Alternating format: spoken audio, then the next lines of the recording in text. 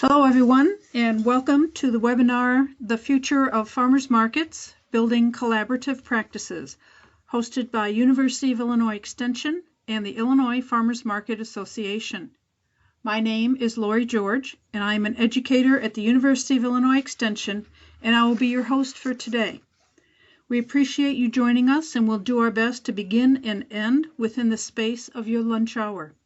Questions can be added to the chat box and will be answered at the end of the presentation. So I'd like to introduce our speaker for today, Liz Lyon from Plant Chicago. Liz is the Small Business and Circular Economy Manager with Plant Chicago, a nonprofit organization with a mission to cultivate local circular economies. In this role, she supports small businesses on the southwest side of Chicago in their journeys to become circular, community-focused, and financially sustainable. Welcome, Liz. Thank you. Hi, everyone. Thanks for joining.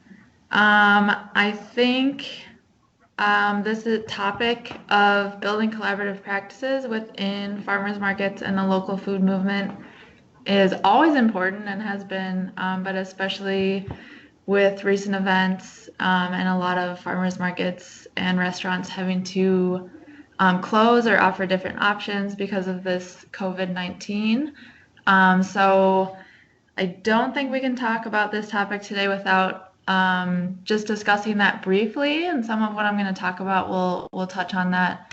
But if folks in the chat could just quickly, I'll give us a minute to just share what your market or your organization, anything you're doing to still get your good food out to customers. If everyone wants to just take like 30 seconds to type anything they're working on in that chat, that would be great. And we can share some of those ideas at the end.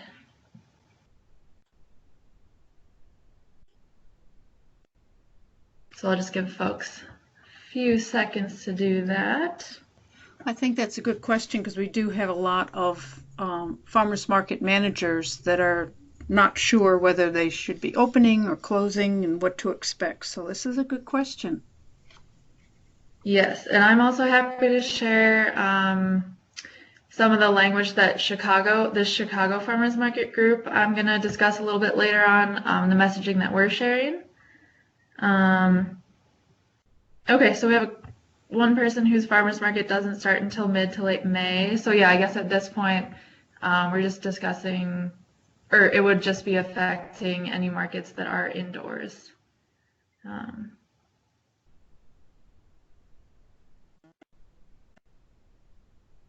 Cool. Okay, well, if anyone else wants to share anything they're doing around this topic in the chat, that would be great, but we'll just go ahead and dive into the presentation, and we can share more as we go along. So again, thank you all for joining today, and I'm always excited to talk about how farmers and farmers markets can work together to kind of build our movement in this changing world that we live in. So just a little bit about the organization that I work with. I am with Plant Chicago. We're a small nonprofit located in Chicago, and our mission is to cultivate local circular economies. So on the presentation here, you can just see some visuals about what the circular economy is. Mainly it revolves around making sure nothing is wasted, and that as little new materials are extracted from the earth as possible. And that we continue to use those resources instead of sending them to a landfill. And it also involves local communities working together. So you can see the diagram on the right-hand side there. That's a diagram that we use to talk about the local circular economy. So basically it's knowledge, money, materials, and nutrients circulating within a local context. So Plant Chicago, we do a lot of programs related to this. So you can see on this slide a few photos of some of our different programs. We do a lot of workshops, a lot about making your own food, growing your own food for all different ages. And then we also run a few different kind of demonstration farming systems, both indoor and outdoor. And mainly what I'm going to talk about today is our farmers market. So we also run a year-round farmers market for the past 5 years.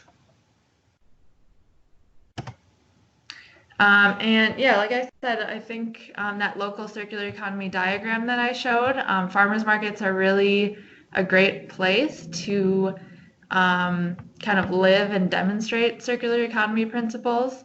Here you can see just some photos from our market, which probably a lot of you, if you're farmers or farmers markets, do some of the same things.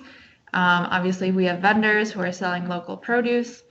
We do cooking demos, which help increase individual knowledge about cooking and just different produce items. Education from farmers about what is in season and what it takes to grow those things.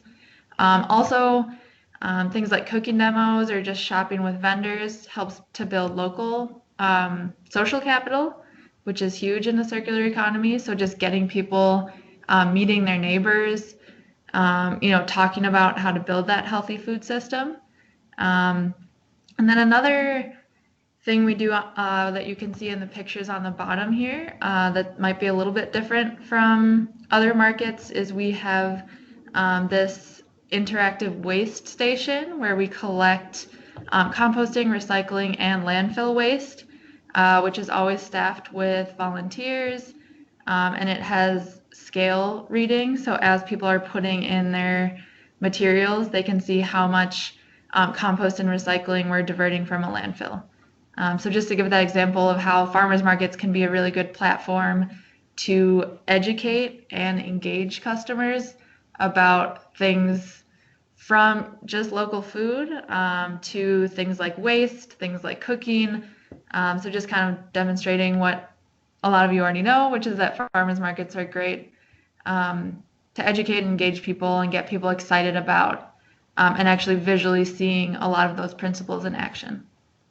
So that's kind of Plant Chicago and what we do. Again, just to show this diagram of what we think of as a local circular economy, which farmers markets are a great example of.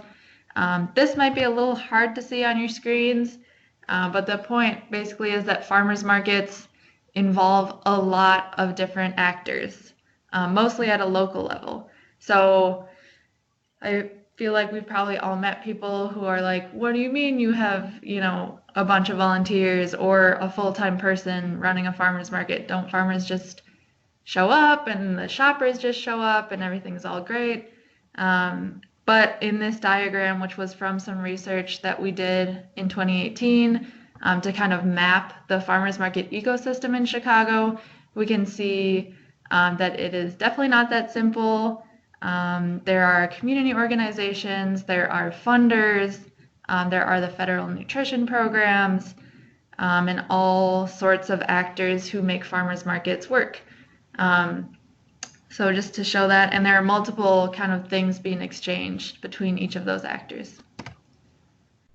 So this presentation is really all about how can farmers market managers, vendors, community organizations, fellow small businesses, how can all these folks work together to really increase the power of our local food movement through farmers markets or through things like grower co-ops, and basically just how do we work together to get the message out to more folks.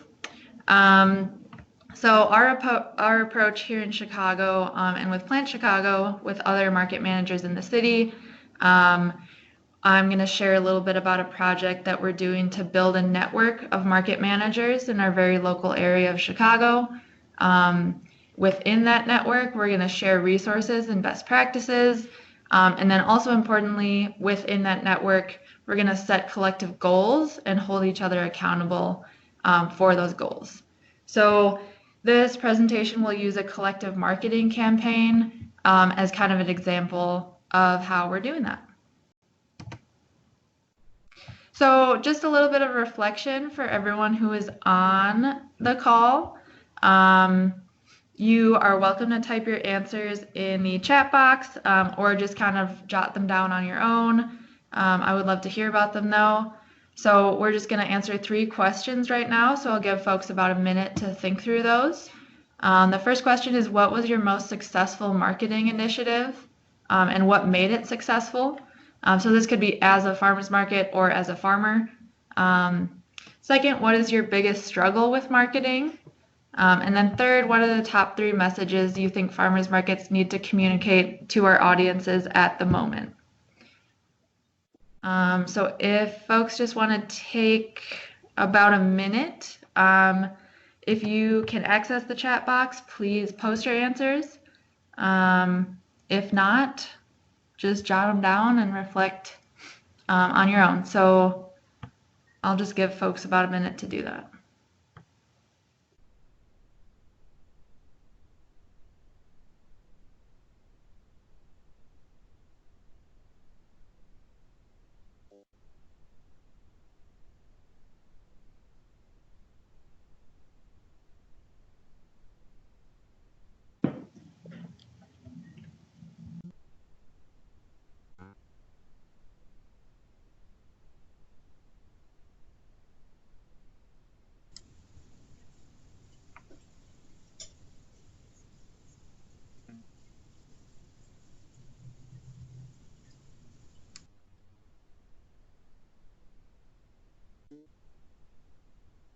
All right, again, if you have access to the chat box, feel free to type in your answers. I'll give folks about 20 more seconds to just reflect on these questions. So what was your most successful marketing initiative? What made it successful? What's your biggest struggle with marketing? And what are the top 3 messages that you think farmers markets should communicate to our audiences at the moment?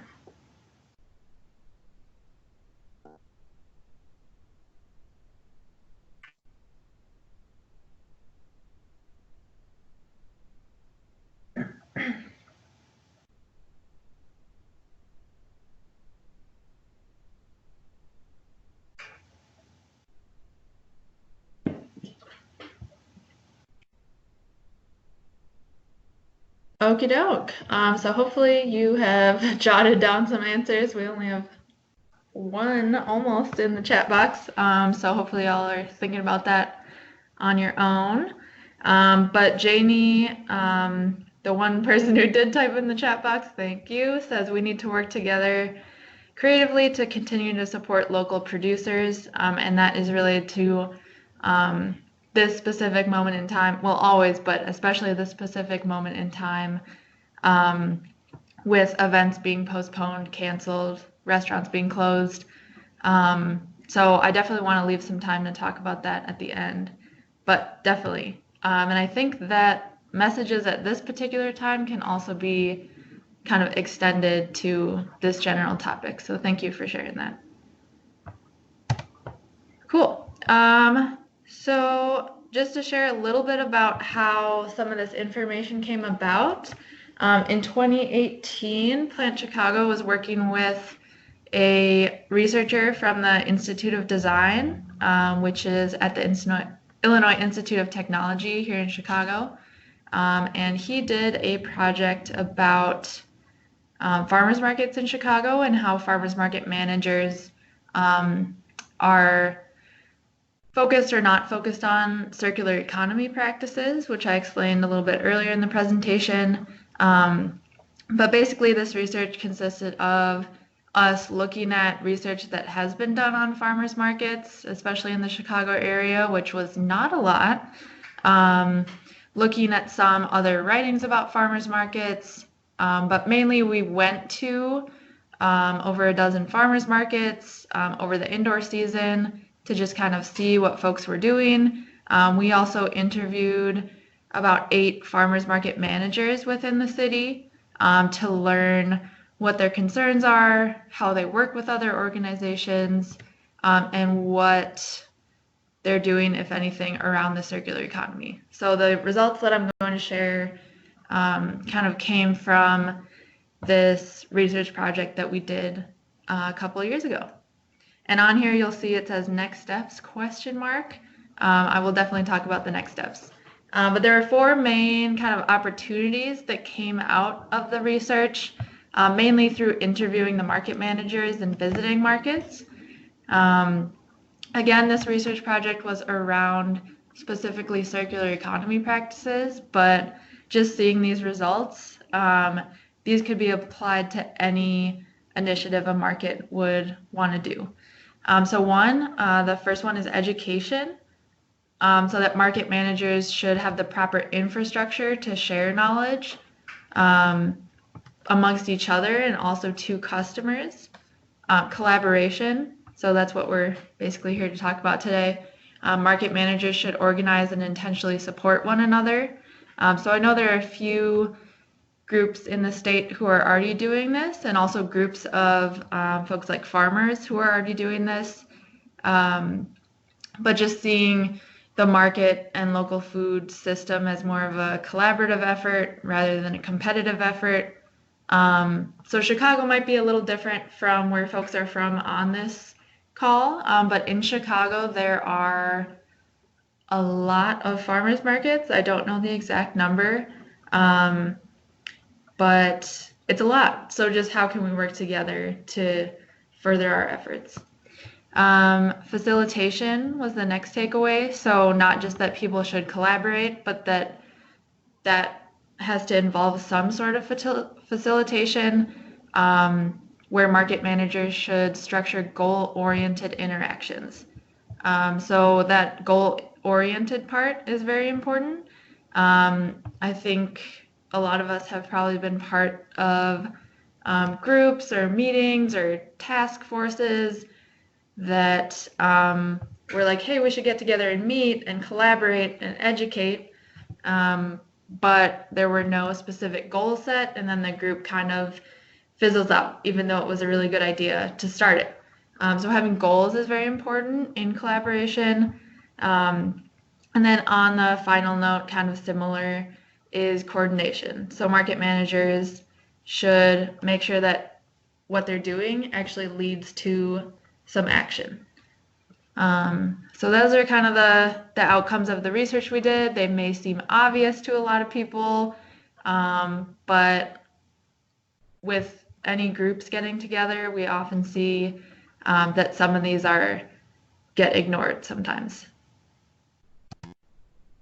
So out of that research and out of just getting to know other market managers in Chicago, shortly after that research ended, at the end of 2018, this group of Chicago farmers market managers started to get together just to kind of share information. There were certain issues that were coming up with applications and with things that the city departments were requiring markets to do. So it kind of sprouted out of talking to other managers and just also having some issues with what was going on in the city. But as of today, the Chicago Farmers Market Collective, which again is that group that started meeting at the end of 2018 just to say, hey, we should work together. What's going on with these issues? Let's meet as a group and discuss this. So now we have 26 members. We meet every other month. And with each meeting, there are about 10 to 20 folks actually coming to the meeting. Again, meetings every other month. We always do them in different locations of the city, so it's not always at one farmers market's location, because we have farmers markets all over the city. We meet all over the city. It's a pretty informal process to plan the meeting dates and the agendas. It's kind of like a consensus-driven process. And then the meetings themselves are a balance of kind of sharing issues and frustrations, which I think is always helpful to do, because as farmers and farmers markets that are working in this system that wasn't necessarily built for the local food movement, there are a lot of grievances and issues, and it can be good to talk about those, but we always make sure that doesn't take up the whole time. But there's also time for people to share information and solutions, and also to actually plan things like a collective marketing campaign, and also just to socialize. So we talk about farmers markets building social capital. We also need to build that within the local food leaders locally. So that means, farmers market managers should have time to just get to know each other on a personal level. And that helps when you need to reach out to someone because you don't know, should I close my market because of this thing that's happening? Someone that you can reach out to and have that trust already built. So that's kind of the important balance of, I don't want to say complaining, but sometimes it is good to have complaints and time for everyone to kind of vent about things, but then also what is the action that we can take. Also in this collective, we have a Google group, which is an easy way for folks to send messages to the whole group and make sure that everyone is being communicated with. We also have a shared contact list that is just like a Google sheet. It has the names of each farmers market manager along with their emails and phone numbers. And that is especially important, obviously right now, but also in the summer. This past summer, we had some pretty bad storms here in Chicago. So that was an easy way for a market manager to look up another market that was on the same day and saying, hey, how are you guys handling this? Are you closing? If you're closing, should we close? Just things like that where it's helpful to have the information where you can reach out quickly to make decisions or just to know what other folks are doing. Also, something really important about this collective group is that the city of Chicago is involved. So at every meeting, we have at least one representative from the city because the city of Chicago actually runs their own markets, as well as having independent markets that are run by people or organizations like Plant Chicago, which is an independent farmers market.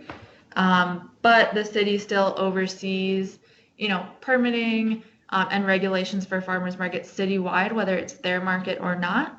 So it's great to have them involved so they can hear the issues that independent markets are coming up against, and so we can get the latest information from the city about things like regulations, application process. And then also Janie from Illinois Farmers Market Association has attended many of our meetings. So just having kind of the bigger players involved, if possible, is a great idea because then those folks can share with other people who might reach out about wanting to start a group like this or just with questions. So for example, the city has farmers contact them saying, hey, I'm looking to get into a farmer's market. Can you recommend one for me? So if the city knows what all of the independent farmers markets are up to and know their contact information, it's a great way to just more quickly and efficiently get folks connected with the right fit if it's a farmer in a farmer's market. So that's the group we've started here in Chicago. And I know, I believe there's also a group in Central Illinois of market managers. Somebody feel free to correct me in the chat if I'm wrong, but a group like this that meets and supports each other. So we are not the only ones. I'm just going to share some information about what the Chicago group has done within the past year and a half. So the example I want to share today is a collective social media campaign that the Chicago Farmers Market Collective did and is currently doing actually for some indoor farmers markets. So on this slide, you can see a few screenshots from different market accounts.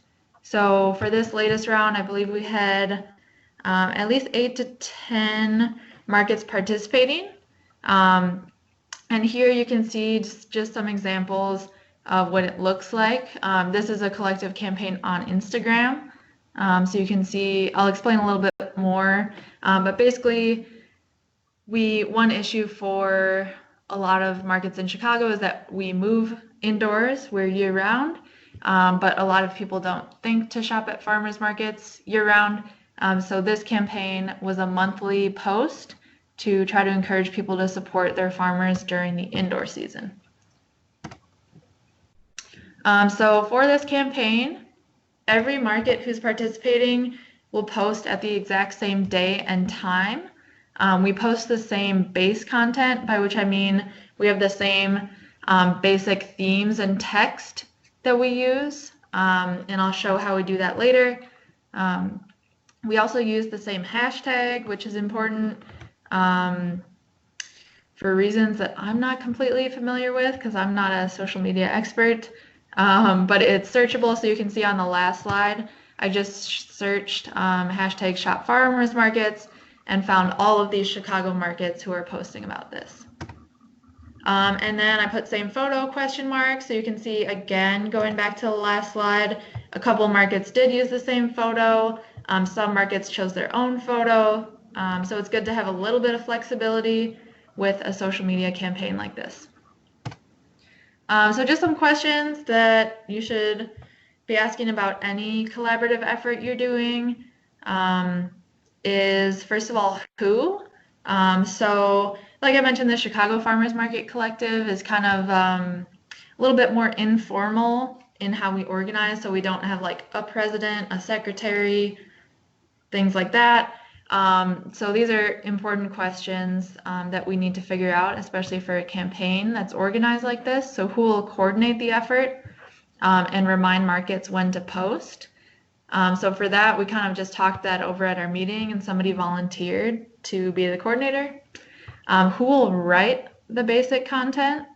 And I'll talk a little bit more about that later. But if you want it to be kind of consistent, you need one person to pretty much write the content that's going in. Who will choose the photos? That's if everyone is using the same photo. And who runs the social media for each participant? So that means that some farmers markets, it's 2 volunteers. They're the ones running the social media. Some farmers markets are part of a bigger organization, and they might have their own marketing or social media person who is not as intimately involved with the farmers market program. So just making sure that whoever runs the social media for each market is in the loop.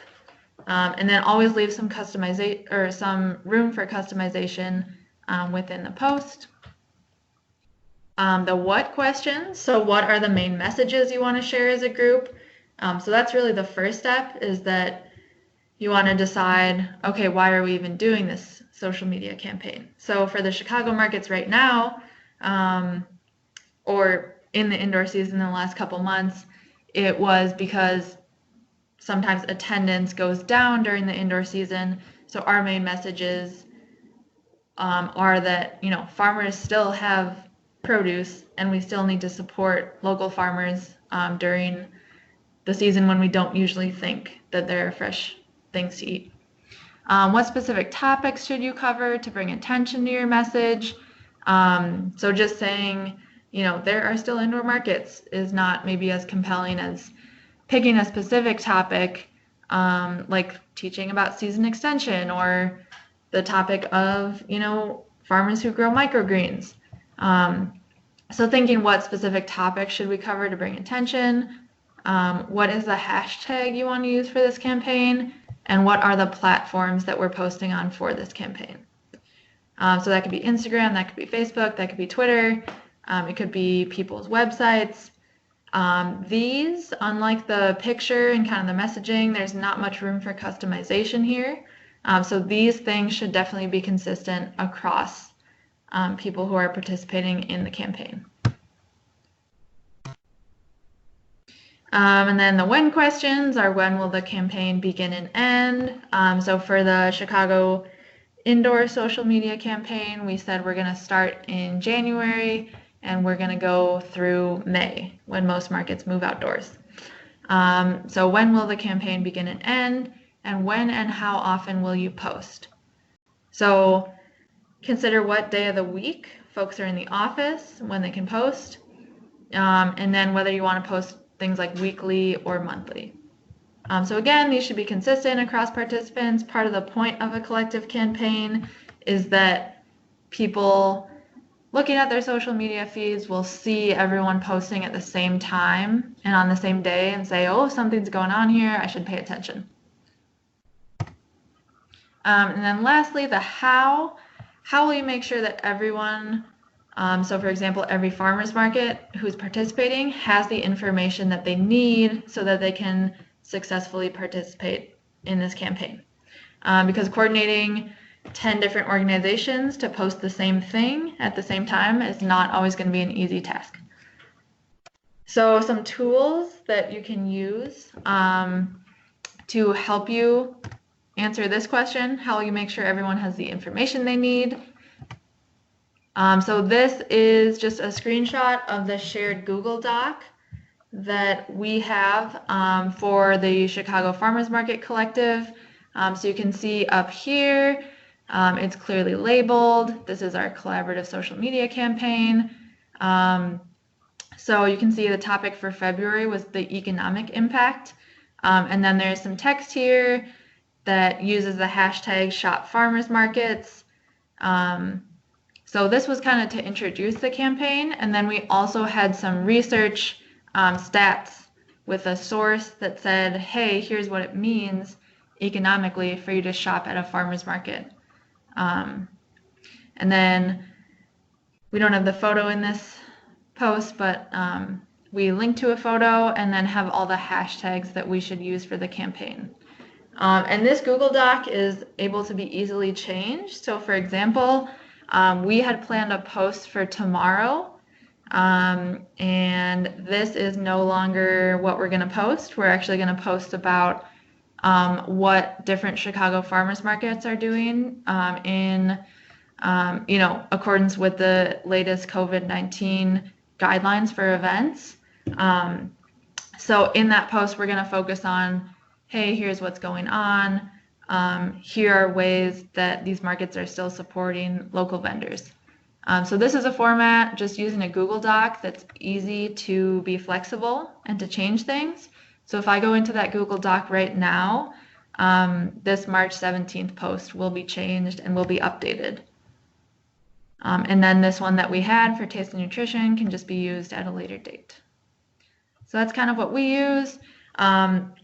We had an awesome intern at Plant Chicago this past summer who compiled a bunch of different facts and figures about farmers markets and things like economic impact and taste and nutrition. So if someone from the collective or the group has, either knows of great resources or has something like a great volunteer or intern who can do some of that research and put those stats together, we just have a Google Sheet with a bunch of different information organized by topic that we can then put into text and use in a campaign like this.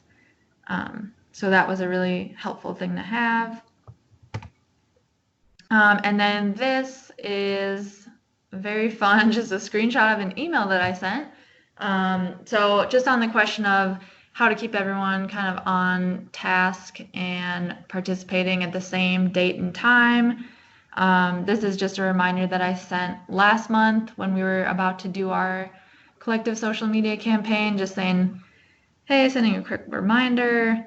Here's exactly what you need to do. Here's the exact text. You can just copy and paste. So we already had that written. So people can just copy and paste that into their social media account. So just making it basically as easy as possible for people to participate in that effort. So if anyone has questions on that, please type it into the chat. I also want to just touch a little bit on, well, who can I work with if I'm, a farmer's market that's not in a city or that doesn't have, 5 to 10 other farmers markets around me? What if I'm a farmers market that is in a smaller community or doesn't have other farmers markets? Or what if I'm not a farmers market? What if I'm a farmer? So this is a little worksheet that Plant Chicago created as part of our circular economy toolkit for small businesses. And there's a link at the bottom here where you can download this toolkit. But so just being creative is a big part of this. So if you aren't like Chicago, you don't have, over 20 different markets, think about who else you could collaborate with for something like a marketing campaign. That could be people like, if there aren't other farmers markets, but there are, a lot of, local businesses who aren't necessarily in the food world, but still benefit from, a strong local economy. Could you work with them?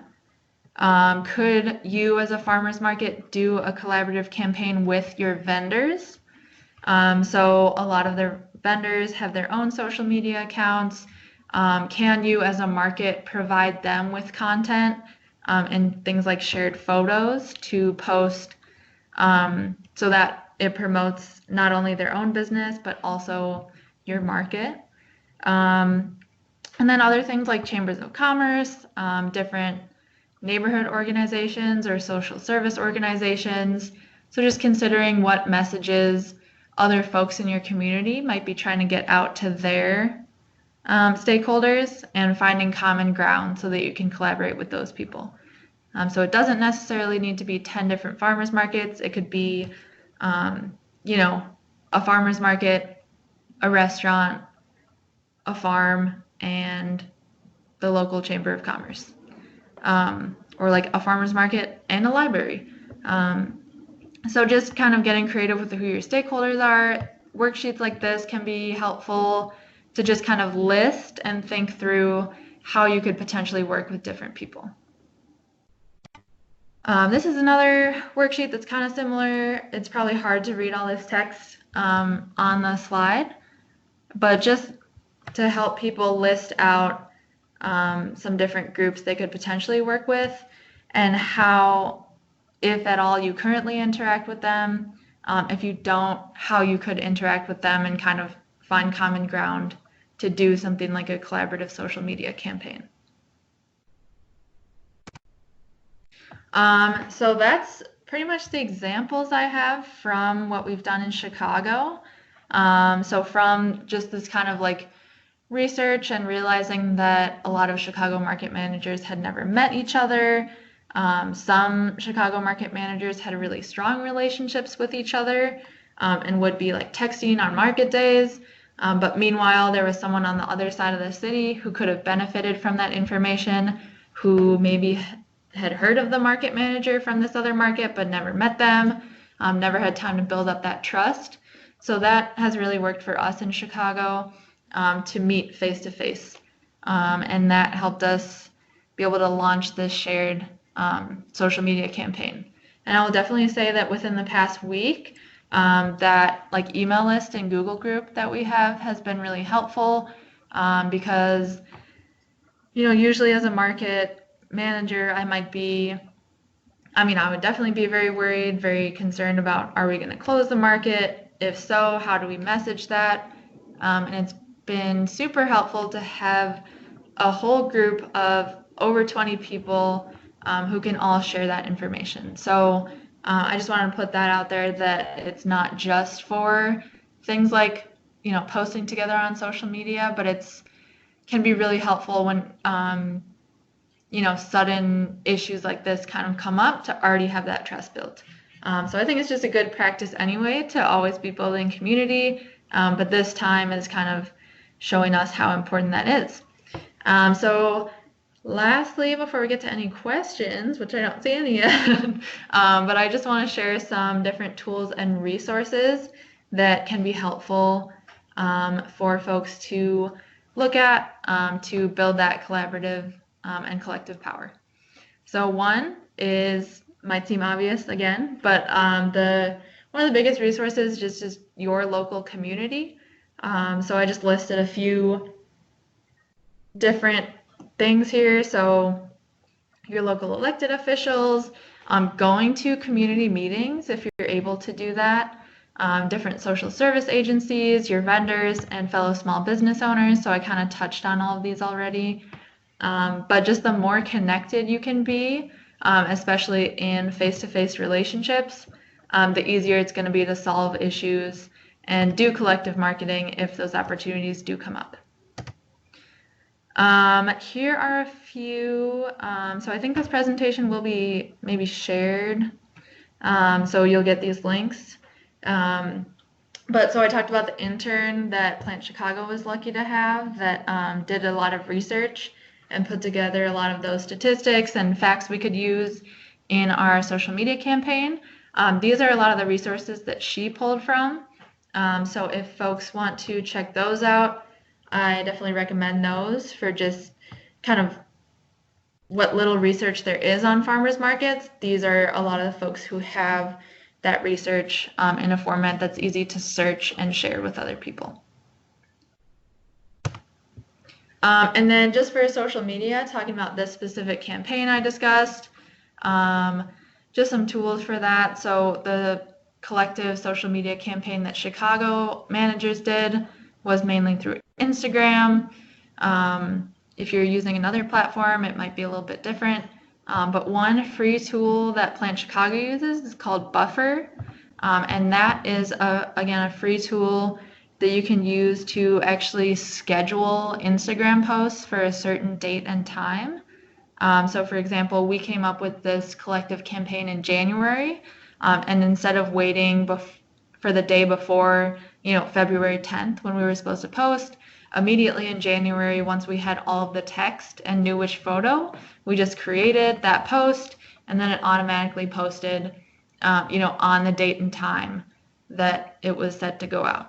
So that's especially helpful if you're trying to coordinate so many different organizations all posting at the same day and time. Things come up, people have to go to a last minute thing, and then they don't get their post on time. So tools like these can really be helpful to just pre-schedule things and make sure things are going out at the correct day and time. And there are probably lots of others out there. Plant Chicago uses Buffer. One of the other markets in Chicago uses Hootsuite. So just being on the lookout for other tools and resources like that. So that is pretty much all I have. I guess we're a little bit ahead of time, but I'm definitely happy to answer any questions that folks have at the moment. Okay, thank you, Liz. So I have unmuted individuals that have attended at the webinar, so feel free to ask your questions. You should be able to, we should be able to hear you.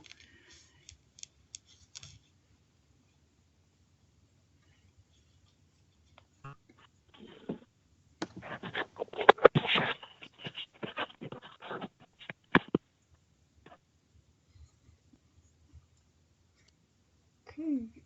I guess I have a question if anyone wants to share. If anyone else on the call has done something similar or has a story about working with, if you're a farmer, maybe another farmer or another grower, just if you've had experience with that and sharing how that went for you.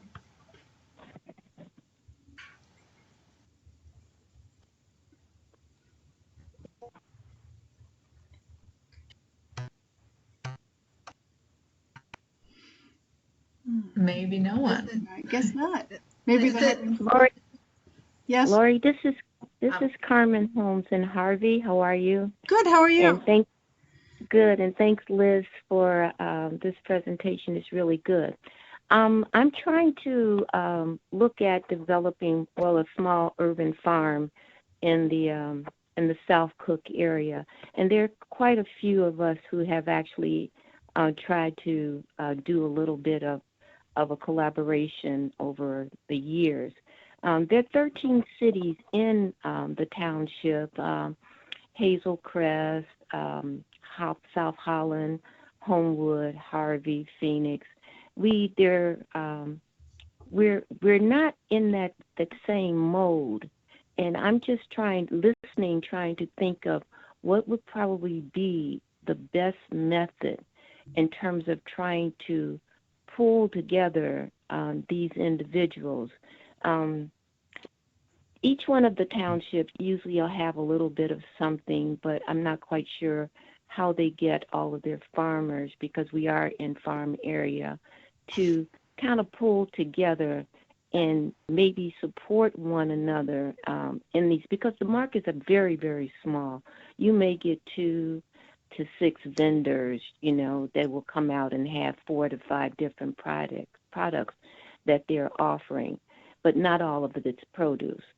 So I'm just trying to see, because I like to be able to have a market on my facility, but I also would like to have other vendors or other farmers from other townships to come.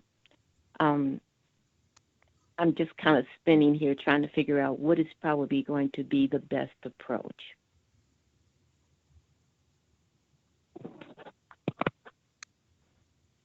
Yeah, so you're wondering the best approach to bring on more farmers? Well, just to either get a collaboration going with market managers, or Okay. I don't think that there's any formal market managers. I think that these are individuals who were just growers, and they put up a little farm stand, and they're just offering the products that they grow. Got it. Okay. So yeah, it is a little bit tougher when there aren't, specific kind of organizations or point people for that. But I think it definitely is in all of those farmers' interest to work together. I think the challenge is just figuring out, like you said, how to do that and what the best way is. So I guess if there's any way, I mean, something that was really helpful for us is that even in Chicago, where there are organizations and like contact people for each farmers market, even for us, until we started doing these kind of one-on-one interviews with market managers and actually going to visit each and every farmers market, it wasn't until then that we realized, like, oh, these people, don't really know each other, but they should be working together. So I think that was one big step, which is pretty time consuming. But if there is someone or a group who, and not even going to visit, but even taking the time to call each one and just kind of learn a little bit about what they're up to and who they already work with. I think that's a really good first step to kind of assessing the landscape. And from each person you call or visit, you'll learn about another person who they're connected with. So it does sound like a lot of work, but I think that is really the way to start building those kind of local systems. Yeah. Okay, that makes sense. I do, because we don't have any indoor in the Thornton Township area. There are no indoor markets. There's none, so the majority of us will either have to go to the experimental station, Right. or either down into Lincoln Park in order to be able to get to a market. So I've kind of been thinking about how to deal with market managing, but like I've spoken with Lori before, even though I do volunteering at the Farm Bureau, there has not been any training for an individual who may be interested in trying to do a collaboration. So, but this information now is the best for me, because now I know how to approach each township to find out who these key individuals are, if there's any markets that are still operating, how to try to contact those individuals, and maybe just have some type of gathering where we can get them together and just see where our heads are and how we could be supported or build a collaboration with one another. Yes, that sounds great. And a lot of those organizers and folks are just I mean, I know I am happy to get together with other people who are doing similar work, just because sometimes it can be like, oh, I'm doing this, I'm, kind of isolated. So I think once you start, if you do have a place to host all those people, I think people are more than willing to get together. Yeah. Can I add to that real quick? I'm from Southern Illinois, so there are several markets that are kind of on their own. We really don't have a market manager. They set up and then they disappear when all the food is gone. But a lot of the growers in these smaller markets do a rotation. So they might hit one market one day, another market the next day, and kind of do a rotation of 4 or 5 farmers markets throughout the area. If you could find a grower that is that attends 2 or 3 of those, that would be your connection to try and reach out to those others that are in the market by starting with one grower and then growing from there. That's always a way to get into some of these smaller 2 or 3 vendor markets and try and reach out and make connections that way as well. Great, thank you. Mm-hmm. This is Janie Maxwell. We just completed our annual conference last week. We were in Peoria as part of the Live Local conference. And I would just highly recommend thinking ahead to next year. It will be back in Peoria. It will be in March. And I think there was an awful lot of face-to-face meetings and opportunities to understand what different people in different parts of the states were up to. People from similar regions meeting each other face-to-face for the first time. It's just a great collective learning opportunity, but also networking opportunity. And I think out of knowing each other, as Liz was referring to, I think that's where some of the opportunities for working together happen. So I really encourage you to think about that moving forward. Good point. Thank you. Okay, I don't see any other questions in the box. I don't hear anybody else wanting to jump on. So what I'd like to do is to thank our presenter, Liz Lyon from Plant Chicago. Thank you, Liz, for the great presentation and sharing your knowledge and expertise with us today. I'd also like to thank everyone for joining us on this webinar. This will be our last presentation for the Illinois Farmers Market Association Winter Webinar Series for the 2019-2020 season. But don't worry, these webinars will start up again for the 2020-2021 winter season. All previous presentations have been archived on the Illinois Local Foods YouTube website and the Illinois Farmers Market Association website. And those addresses are put into the chat box. And so please go ahead and check it out. If you have any suggestions as to what you would like to see presented as a future webinar, please contact the Illinois Farmers Market Association at info@ilfma.org, or myself, Lori George, the University of Illinois Extension, at ljgeorge@illinois.edu. Once again, thank you for joining us, and from all of us here at the Illinois Farmers Market Association and University of Illinois Extension, we hope you have a safe and prosperous market for this upcoming growing season. Thank you.